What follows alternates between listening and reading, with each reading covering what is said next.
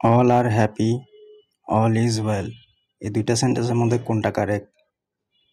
আমরা জানি subject verb এগ্রিমেন্টের সূত্র অনুযায়ী সাবজেক্ট যদি প্লুরাল হয় ভার্বও প্লুরাল হবে, সেক্ষেত্রে এই সেন্টেন্সটি ঠিক আছে। তাহলে পরের সেন্টেন্সটা কি ভুল? না, পরের সেন্টেন্সটাও কারেক্ট। তাহলে এই দুইটার মধ্যে পার্থক্য কি? কখন ভার্বটা সিঙ্গুলার হবে? যখন অল দ্বারা আমরা পার্সনকে বোঝাবো, মানে সকল ব্যক্তিবর্গকে বোঝাবো, তখন সাবজেক্টের অল বসলে ভার্বটাও কি হবে? প্লুরাল হবে। অল আর হ্যাপি বলতে এখানে পার্সনদেরকে বোঝাচ্ছে, তারা সবাই হ্যাপি।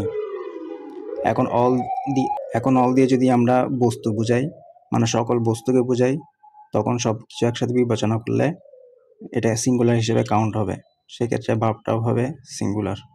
তার মানে সেন্টেন্স দুটোটাই আসলে কারেক্ট।